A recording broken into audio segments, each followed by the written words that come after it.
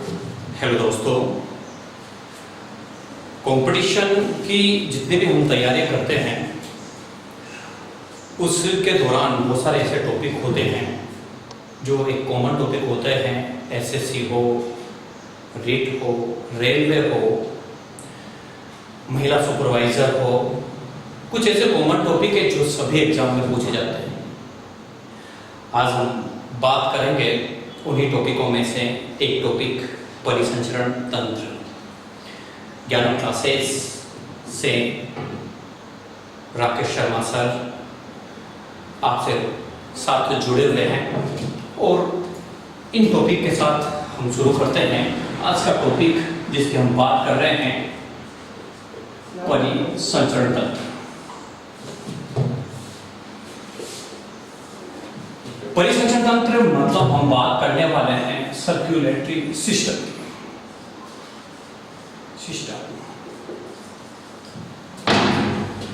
परिसंचरण तंत्र की अगर हम बात करें तो परिसंचरण तंत्र के बारे में अगर हम जाने तो सभी जो जीव जंतु होते हैं, चाहे वो छोटे हो चाहे बड़े हो, सभी अपनी क्रियाएं करते हैं और इन क्रियाओं में बहुत सारी ऐसी क्रियाएं होती हैं जैसे भोजन की क्रियाएं, और भोजन से पोषक तत्व जो होते हैं ये शरीर के सभी भागों तक, सभी अंगों तक पहुंचते हैं,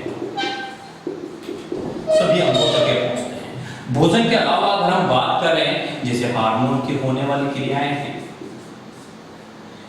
यहां तक कि गैसों का विनिमय है, ये सभी जो क्रियाएं हैं ये किन्हीं या किसी न किसी अंगों के द्वारा शरीर में होती हैं और ऐसे ही सिस्टम्स को हम बोलते हैं परिसंचरण तंत्र। परिसंचरण तंत्र में इस तरह से जो होने वाली जो क्रियाएं हैं उन क्रियाओं को हम परिवहन तंत्र के नाम से भी जानते हैं।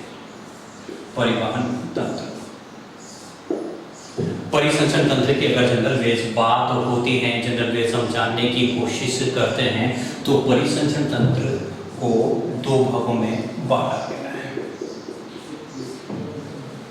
और ये जो दो भाग हैं इसकी अगर हम बात करें तो पहला जो भाग आता है वो होता है खुला परिसंचरण तंत्र। खुला परिसंचरण तंत्र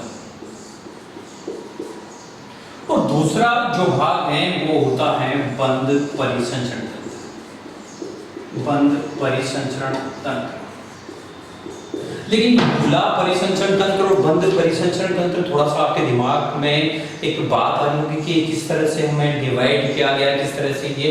तो जीवों में विभिन्न प्रकार की जो क्रियाएं होती हैं, जो जीव हैं उनका सबका संगठन स्तर अलग अलग होती है, क्रियाएं भी अलग अलग होती है, अलग अलग प्रकार से उनके शरीर में क्रियाएं होती हैं। तो जीवों के आधार पर इसे हम दो भागों में बांट सकते हैं।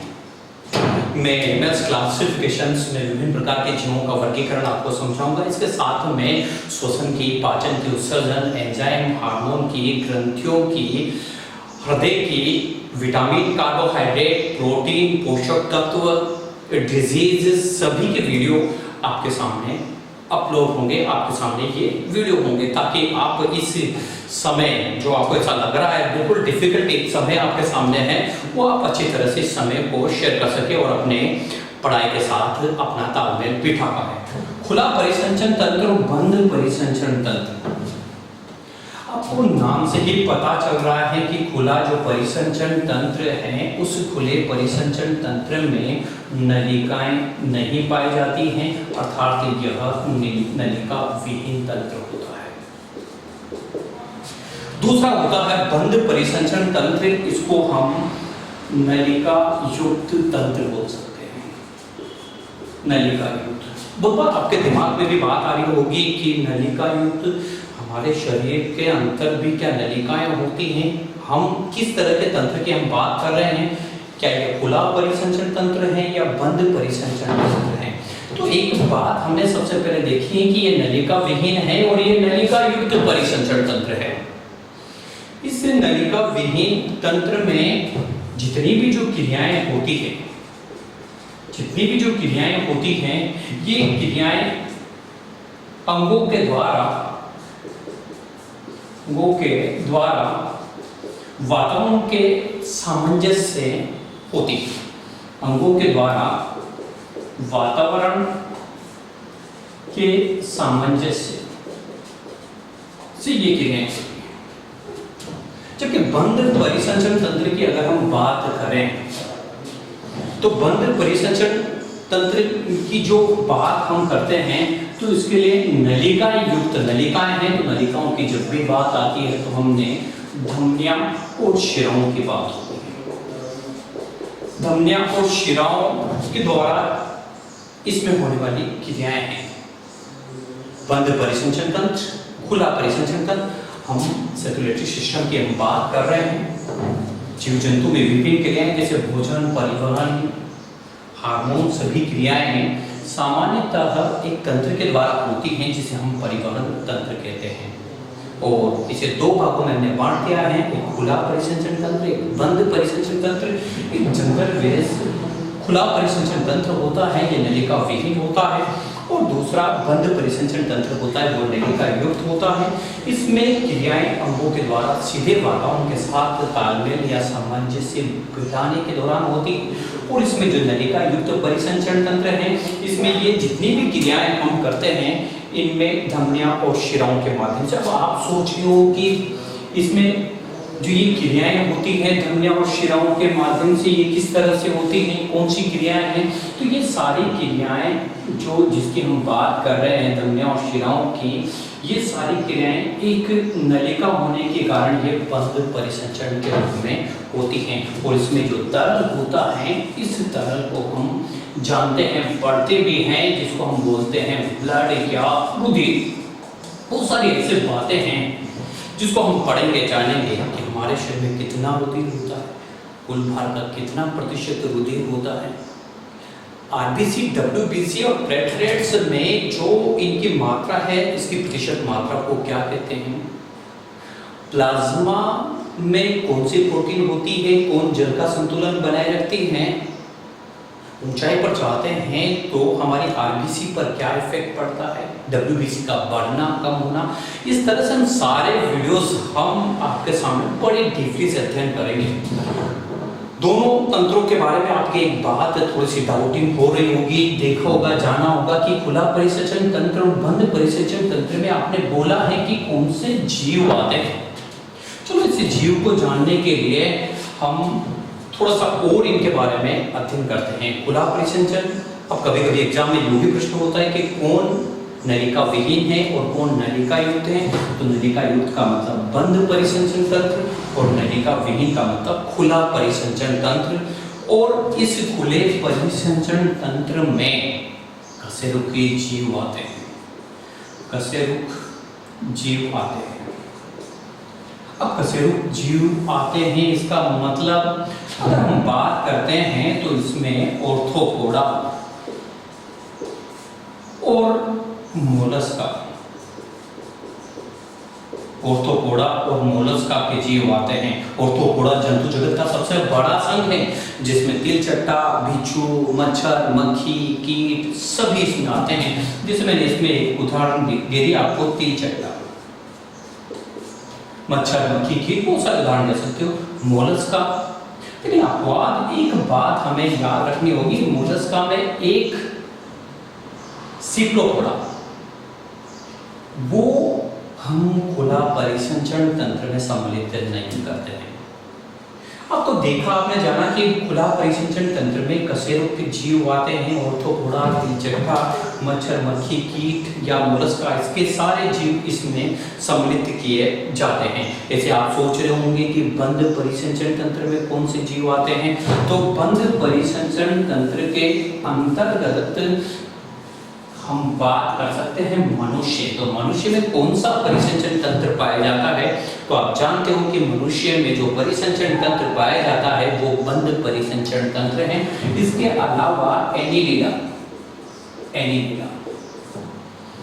कभी कभी एनिलिडा में ये एनिलिडा सूंघ ना देकर इसमें केंचुआ, जोक और नेरिस ये शब्द दे दिए जाते हैं। अब क्वेश्चन किस तरह से बना आप देखे जानिए कि केचुआ, जोंक, नेरिस और तिलचट्टा, इनमें से कौन सा बंद परिसंचरण तंत्र का जीव नहीं है? नहीं है, बड़े बहुत डीपली हमें प्रश्नों पर ध्यान देना होगा। नहीं है या है पर कभी कभी गलतियां इन्हीं पर हम कर देते हैं। तो हमें पता है कि हमें बताया गया था कि ऑर्थोपोडा संघ में तिलचट्टा आता है। जब एनिमल्स क्लासिफिकेशंस में पढ़ाऊंगा तो ये सारी चीजें और ज्यादा डीपली हम पढ़ेंगे। तो हमारा सीधा सा जवाब नहीं है, तो तिलचट्टे को हम टिक कर देंगे। ऐसे कभी कशेरुक प्राणी आ जाए तो हम खुला परिसंचरण पे जाएंगे, और अगर उच्च कोटि के जीव, उच्च कोटि के जीव या फिर अकशेरुक प्राणी, रुक प्राणी, ये दो शब्द अगर नजर आएंगे तब भी हम बंद परिसंचरण तंत्र की बात करेंगे। लेकिन इसी खुला परिसंचरण और बंद परिसंचरण, इस बंद परिसंचरण की थोड़ी सी थ्योरी और आगे बढ़ाएं हम, तो बंद परिसंचरण को हम दो रूपों में पढ़ते हैं। लेकिन आप सोच रहे होंगे कि इस परिसंचरण की क्रिया के दौरान कौन कौन से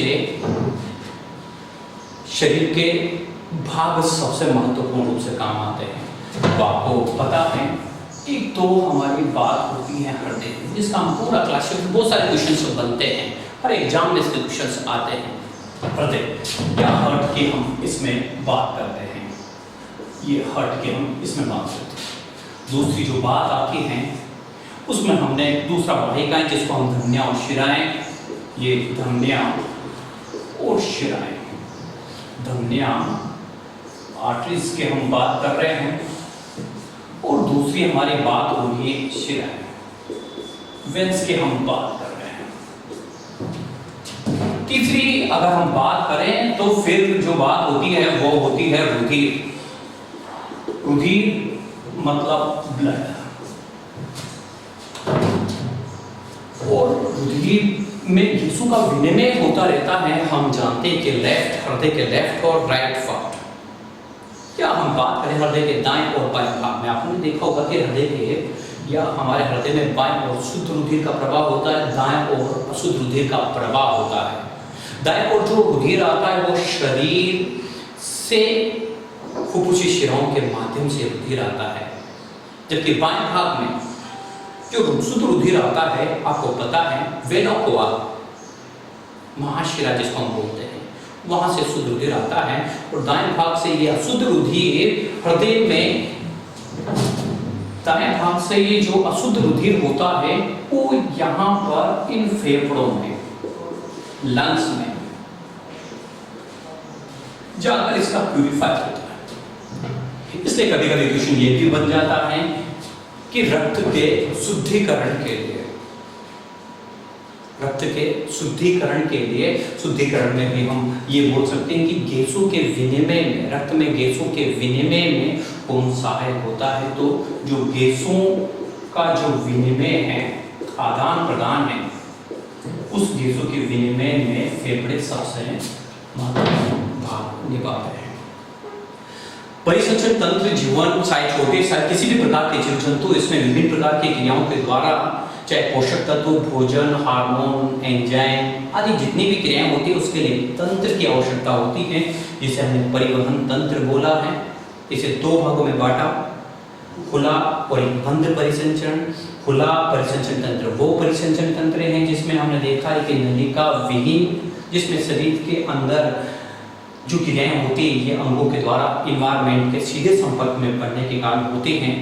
ऑर्थोपोडा और मोलस्का इसके जीव इसमें सम्मिलित होते हैं, जबकि बंद परिसंचरण नलिका युक्त परिसंचरण तंत्र हैं। और इसमें उच्च कोटि की अकशेरुक प्राणी आते हैं, जिसमें मनुष्य, एनिलिडा, केचुआ, जोंक, नेरिस इसमें सम्मिलित होता है। इनमें धमनियां और जो शिराएं होती हैं, इनमें जो तरल है वो ब्लड रुधिर के द्वारा हमारे शरीर में बहता रहता है। मनुष्य में इस परिसंचरण हृदय में 2 बार ये ब्लड पहुंचने के कारण इसे मनुष्य में दोहरा परिसंचरण माना जाता है। ये चीजें हमने देखी कि इस तरह से हम इन सभी बातों पर बड़ी डीपली के साथ हम अध्ययन करेंगे। इसमें एक बात हमारी सामने आई है और वो बात आई है कि बंद परिसंचरण तंत्र। इसको अगर थोड़ा सा और हम जानने की कोशिश करें, और चीज़ हम जाने, बहुत सारे ऐसे बात है जो हमारे दिमाग में घूमती रहती है। वो बहुत सारी ऐसे बातें हैं जो हमें इफेक्ट करती है। आरबीसी की जो आकृति होती है, आरबीसी की कितनी मात्रा है, डब्ल्यूबीसी की कितनी मात्रा है, कितनी इनकी संख्या होती है, शरीर पर कितना इफेक्ट पड़ता है, प्लाज्मा क्या है, प्लाज्मा का निर्माण कहाँ होता है, सारी बातें, सारे क्वेश्चंस हमें कहीं ना कहीं एक सोचने के लिए मजबूर करता है। चलिए इसी को हम बढ़ाते हैं, जानते हैं थोड़े से आगे इसी तथ्य को, जो कि मैं आपको एक एक करके सारे तथ्यों को मैं आपके सामने समझाऊंगा।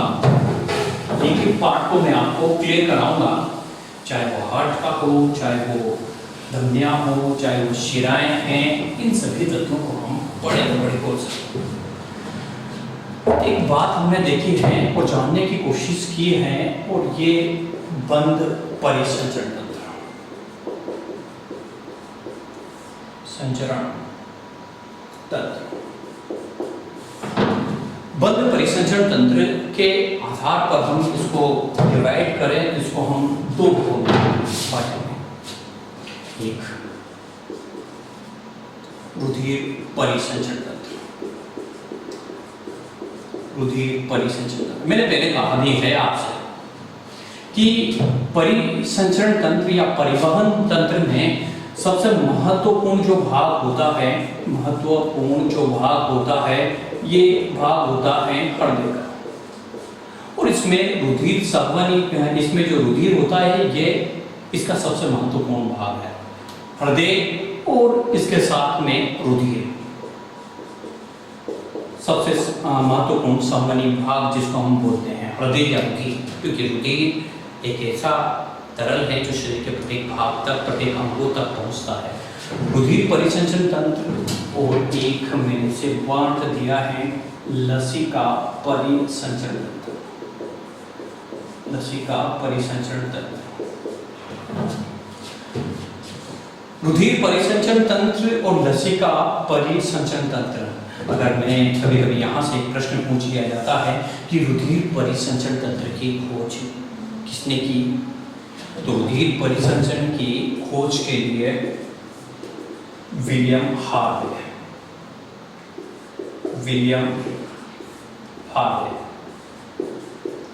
रुधिर परिसंचरण की खोज के लिए विलियम हार्वे को जाना जाता है। 1628 ईस्वी में विलियम हार्वे ने 1628 ईस्वी में रुधिर परिसंचरण की खोज विलियम हार्वे के द्वारा की गई। यहाँ से रुधिर परिसंचरण तंत्र की जब भी हम बात करते हैं या लसिका परिसंचरण तंत्र की हमारी जब भी बात होती है, तो ये किस तरह से इसको हम डिवाइड कर सकते हैं। रुधिर परिसंचरण तंत्र में इसकी खोज हुई विलियम हार्वे के द्वारा 1628 ईस्वी में। विलियम हार्वे ने इसकी खोज की, और इसके बाद अगर हम जानने की कोशिश करें इस टॉपिक में ब्लड के बारे में, तो बहुत शानदार सारे क्वेश्चंस निकल के हमारे सामने आते हैं ब्लड या रुधिर के बारे में।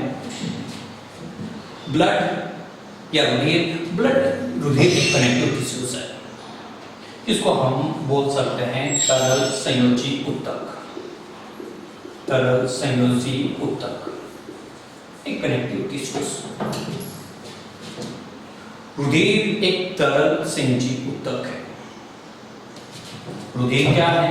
एक तरल संयोजी ऊतक। और एक स्वस्थ मनुष्य के शरीर में, स्वस्थ मनुष्य के शरीर में 5 से 6 लीटर रुधिर पाया जाता है। कितना? देखिए आप, 5 से 6 लीटर रुधिर पाया जाता है। और रुधिर क्या है? एक तरल संयोजी ऊतक। कभी कभी इस क्वेश्चन को थोड़ा सा चेंज करके भी पूछ लिया जाता है, और वो इस तरह से पूछ लिया जाता है कि शरीर के कुल भार का कितना प्रतिशत। कभी कभी प्रश्न आ जाता है कि शरीर के कुल भार का, शरीर के कुल भार का कितना प्रतिशत तो शरीर के कुल भार का कितना प्रतिशत? 7%। शरीर के कुल भार का 7% और जबकि मनुष्य में 5 से 6 लीटर रुधिर होता है। अगर रुधिर के बारे में हम जानने की कोशिश और क्वेश्चन के साथ करें तो हम देखते हैं कि रुधिर का जो रंग होता है, रुधिर का जो रंग होता है ये लाल रंग का होता है। रुधिर का जो रंग होता है वो लाल रंग का होता है, लेकिन आपके दिमाग में एक बात फिर बनी होगी कि लाल रंग का क्यों होता है? तो उसका रीजन है Hb। Hb का मतलब हुआ हीमोग्लोबिन।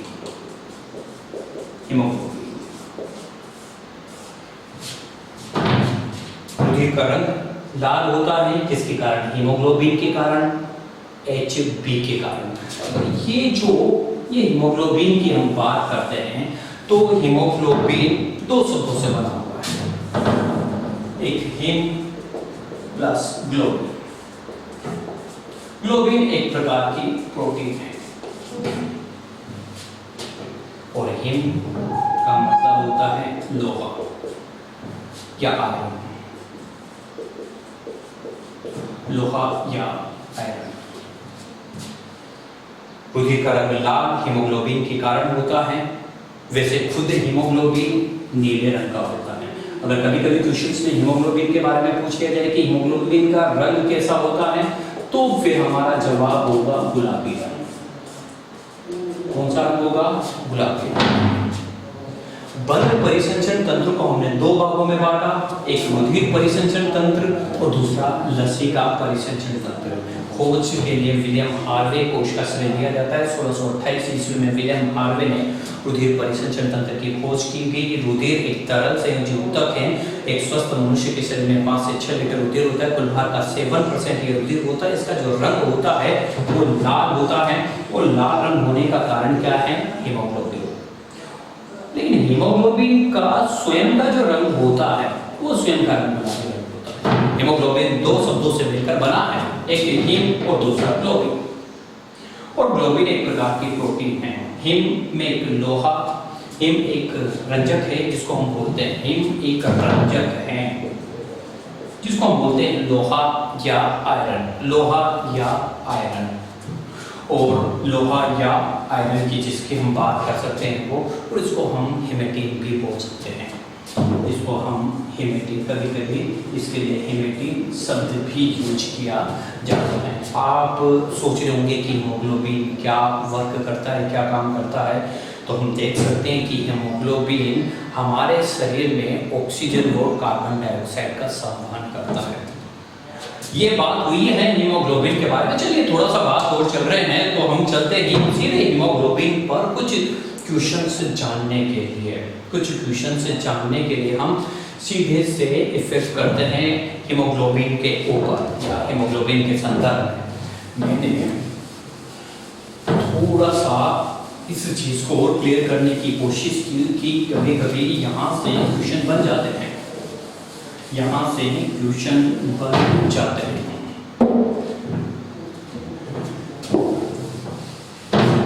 हीमोग्लोबिन के बारे में और कुछ क्वेश्चन हमसे पूछे जाते हैं। हीमोग्लोबिन O2 व CO2 का संवहन करता है, संवहन करता है। कितना करता है? अगर मैं बात करूं 100 ml में 15 ग्राम, 100 ml में 15 ग्राम हीमोग्लोबिन की मात्रा पाई। अगर कभी पूछ लिया जाए आपसे कि हीमोग्लोबिन कितनी मात्रा किसमें, तो 100 ml में 15 ग्राम इसकी मात्रा पाई जाती है। वैसे हीमोग्लोबिन को किससे मापा जाता है, ये भी बड़ा अच्छा क्वेश्चन बन जाता है कि हीमोग्लोबिन का मापन किससे किया जाता है। तो हीमोग्लोबिन का जो मापन है वो किया जाता है हीमोग्लोबिनोमीटर के द्वारा, मीटर के द्वारा। हीमोग्लोबिनोमीटर के द्वारा हीमोग्लोबिन की मात्रा को मापा जाता है, जिसमें ऑक्सीजन व CO2 का समवन होता है। आप सोच रहे होंगे कि हीमोग्लोबिन कितने ऑक्सीजन को ग्रहण करता है, तो ये हीमोग्लोबिन जो होता है, ये हीमोग्लोबिन एक Hb 4 ऑक्सीजन के अणु को ग्रहण करता है।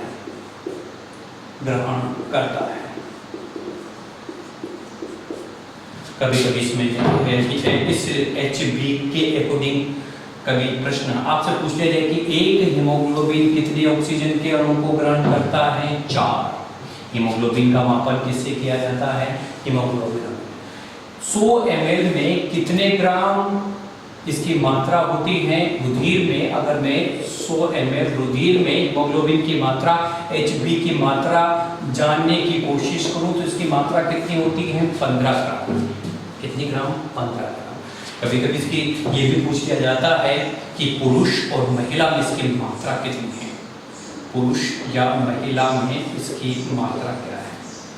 अगर मैं औसतन इसकी मात्रा की बात करूं तो इसकी जो मात्रा है पुरुष औसतन की अगर हम जनरल बेस बात करें तो इसकी 15 ग्राम इन वैल्यूज मानी जाती है, जो कि आपको मैंने पहले बताया। लेकिन कभी कभी एग्जाम में पुरुष में 14.5 से लगभग 16.5 इसकी मात्रा दे दी जाती है और महिला में इसकी मात्रा 11.5 से 13.5 इसकी मात्रा दे दी जाती है। एक एवरेजिंग मान है, तो औसतन पूछ ले, क्योंकि बड़ी सटीकता से हमें कॉम्पिटिशन में चलना होता है, बड़ी सहजता से, क्योंकि कंफ्यूजन ही कॉम्पिटिशन का एक सबसे बड़ा अहम रोल होता है। औसतन 15 ग्राम पुरुष में 14.5 से 16.5 और महिला में 11.5 से 13.5 इसकी मात्रा होती है। तो कुछ क्वेश्चन हमारे यहाँ पर बने। हीमोग्लोबिन के बारे में हमने कुछ क्वेश्चन से जाने कि हीमोग्लोबिन इसका स्वयं का रंग क्या होता है? नीला। परंतु हीमोग्लोबिन जो होता है वो हीमोग्लोबिन का स्वयं का रंग नीला होता है, परंतु जब ये ऑक्सीजन के साथ क्रिया करता है तो ये बना लेता है ऑक्सी हीमोग्लोबिन। यही हीमोग्लोबिन जब ऑक्सीजन के साथ संयोग करता है, बड़ा अच्छा क्वेश्चन ये भी बार बार पूछा जाता है, ऑक्सीजन के साथ संयोग करता है तो ये बना देता है ऑक्सी हीमोग्लोबिन